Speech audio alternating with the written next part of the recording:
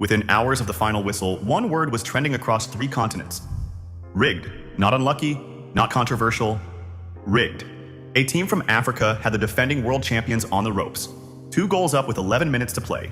1 foot in the quarterfinals. And then, in the space of 13 minutes, everything they had built was torn apart. 3 goals, 1 stoppage time dagger, and a video review decision so strange that even neutral commentators, men paid to stay calm, were openly asking on live television whether the technology had just been weaponized against the underdog. By full time, millions of fans were convinced they had watched something that was never allowed to end any other way. But were they right? In this video, we break down every disputed moment from Argentina versus Egypt at the 2026 World Cup. The penalty, the goal that was wiped off the board from 100 yards away, the appeal that never got checked, the viral statistic that set social media on fire. We will look at what the accusers claim, what the defenders answer, and what the evidence actually shows. Because the truth behind this match is messier and far more uncomfortable than either side wants to admit. And by the end, you will understand why one decision in the 55th minute in Atlanta may change how this sport is officiated forever. But first, you need to understand what was at stake. Because that is the only way any of this makes sense.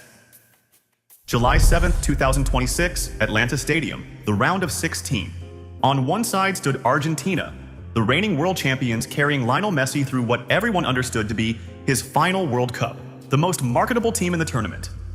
The face of the sport chasing one last miracle at 39 years old, leading the tournament in goals, with a global audience hanging on his every touch. On the other side stood Egypt, ranked 29th in the world when the tournament began, a team almost nobody gave a chance.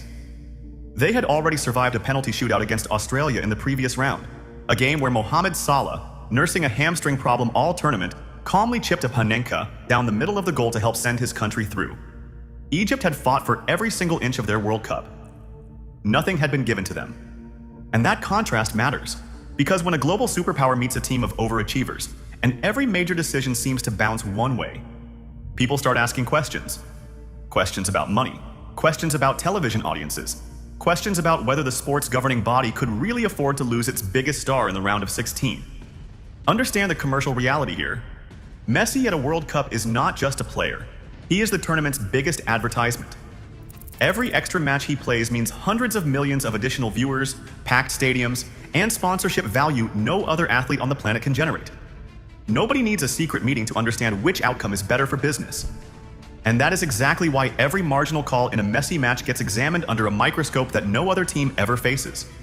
Those questions started early, 15 minutes in to be exact. Egypt scored first.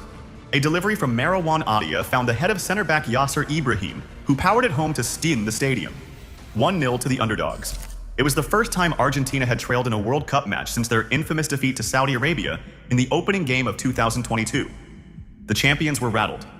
Cairo erupted. And then, just 5 minutes later, came the first flashpoint. Argentina fullback Nicolas Tagliafico went down inside the Egyptian penalty area under a challenge from forward Haitham Hassan. The referee pointed to the spot. Egyptian players surrounded him in disbelief.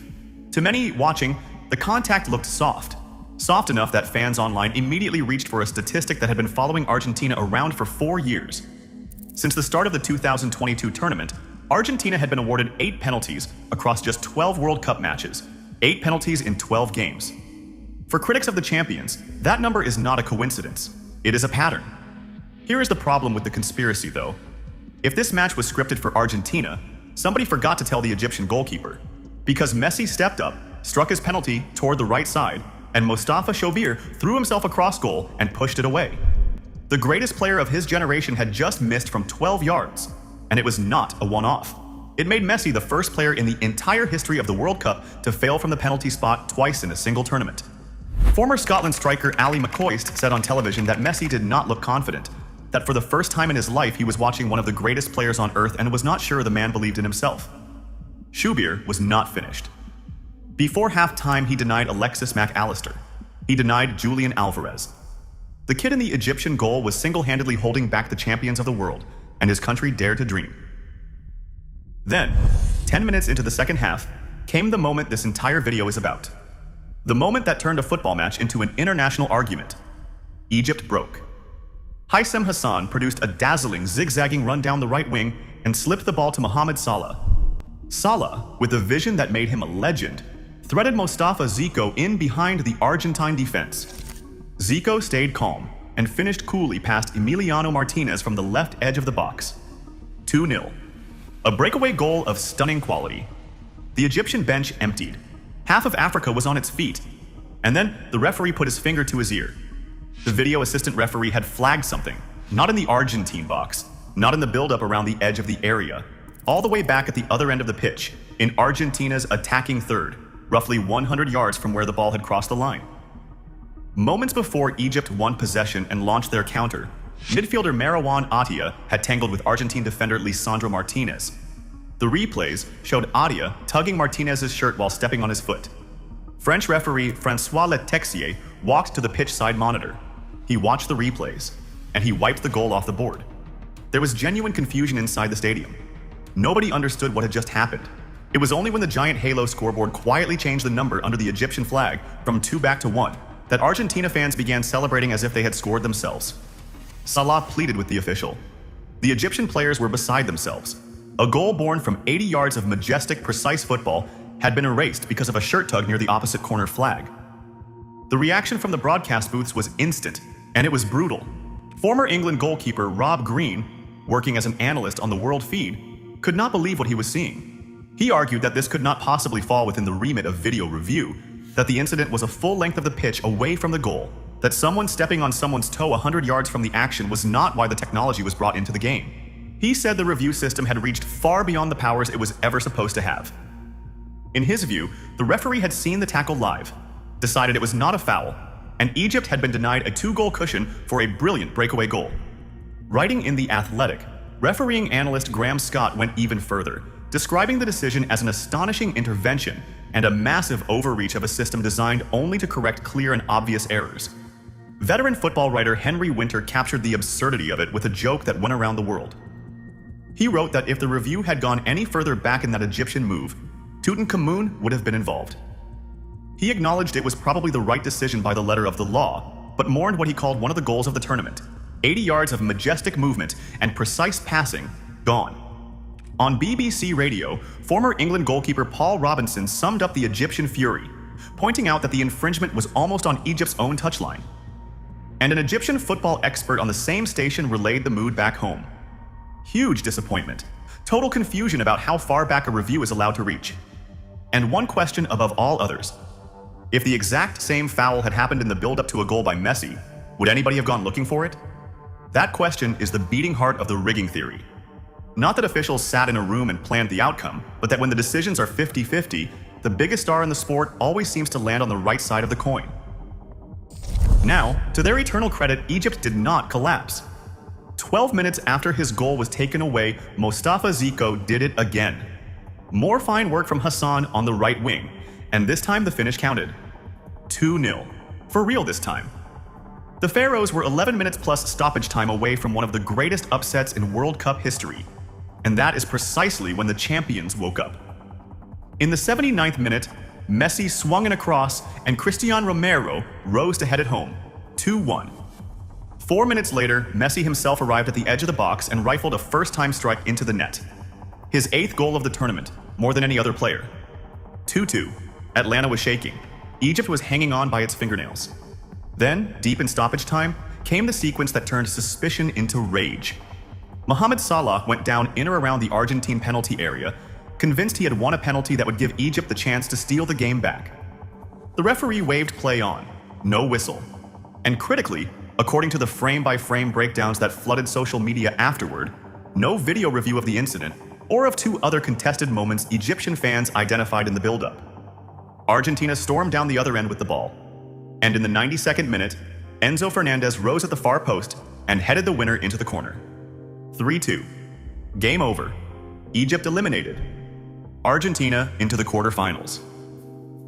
Think about the whiplash of that sequence from an Egyptian perspective. When Egypt scored, officials went back 100 yards through the move to find a reason to erase it. When Argentina scored the winner, the appeals at the start of the very same passage of play were never examined at all. Same match, same technology, same referee. 2 completely different standards of scrutiny, and both of them happened to favor the team wearing blue and white. Within minutes, social media detonated. Fans posted that the tournament was rigged, that this was corruption on open display, that Egypt had been robbed. One viral post declared flatly that the World Cup was rigged for Messi, and then came the statistic that poured gasoline on everything.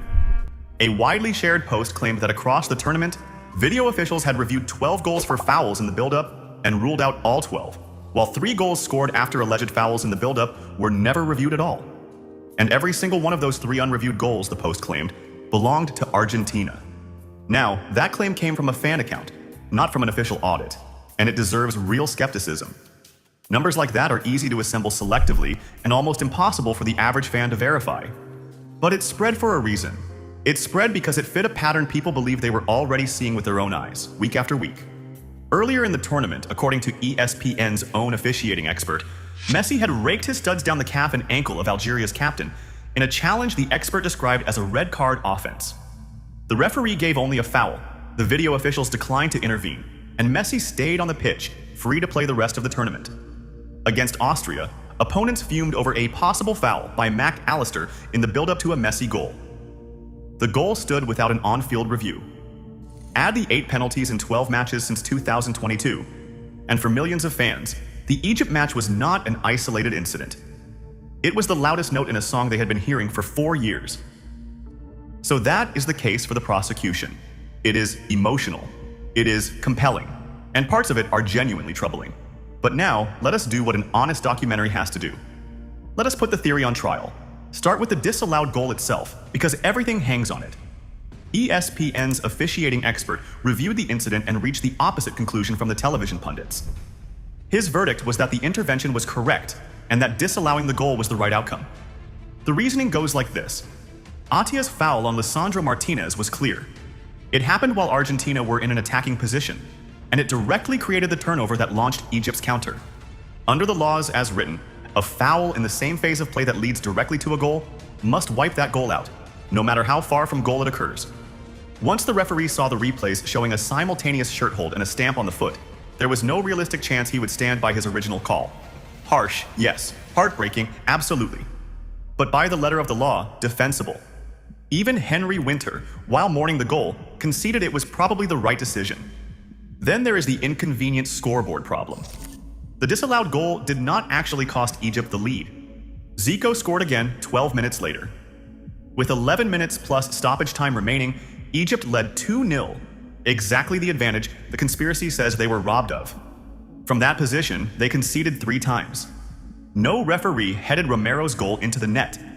No video official struck Messi's equalizer. No governing body rose at the far post to meet the cross for Fernandez's winner. Egypt's collapse in the final 11 minutes was a football failure, not an administrative one. And if the fix was in, it was the strangest fix ever arranged. A scripted match does not usually feature the protected superstar missing a penalty and becoming the first player in World Cup history to fail twice from the spot in one tournament. It does not feature the underdog goalkeeper making save after save without a single call rescuing the favorites. The raw numbers tell the same story. Argentina generated an expected goals figure of roughly 2.8 against Egypt's 0.98 and fired 19 shots to Egypt's 5. Over 90 minutes, the champions created nearly 3 goals of quality chances and were denied for 80 of those minutes by one inspired goalkeeper. That is not a rigged beneficiary. That is a dominant team that eventually broke through. So where does that leave us? Here is the uncomfortable middle ground. There is no evidence that this match was fixed. No paper trail, no whistleblower, no smoking gun. What there is, instead, is something arguably more corrosive. A review system so inconsistent that even honest decisions look dirty. Because the real scandal of Atlanta is not that officials broke the rules. It is that nobody, not the players, not the pundits, not the fans, not even the former professionals paid to explain the game, can tell you where the rules begin and end. How far back can a review reach? 1 phase? 100 yards? Why did Zico's goal get the forensic treatment while the build-up to Fernandez's winner did not? The system offers no clear answer. And when a sport's disciplinary technology behaves unpredictably, human beings will fill the vacuum with the most dramatic explanation available. The tournament's organizers have a commercial interest in their biggest star advancing. Everyone knows it. And every ambiguous decision gets filtered through that knowledge. That is the lesson of Argentina versus Egypt. Not proof of a conspiracy, but proof of how cheaply trust can be spent. Consider what Egypt takes home from this tournament. A shootout victory over Australia. A goalkeeper who announced himself to the world by denying the greatest player alive from 12 yards. 80 minutes of belief against the champions. Even one of the tournament's own analysts said afterward that Egypt had made all of Africa proud despite the defeat. They played the match of their lives, and they went home with a grievance that will burn for a generation. Argentina survived, kept the messy fairy tale alive, and marched on toward a quarterfinal against Switzerland or Colombia. And somewhere between those two truths sits a review room in Atlanta, whose decisions will be argued about for as long as this sport is played. Was it rigged? The evidence says no. Was it fair? That is a much harder question. A goal of the tournament erased from 100 yards away. A stoppage time appeal that never got a second look.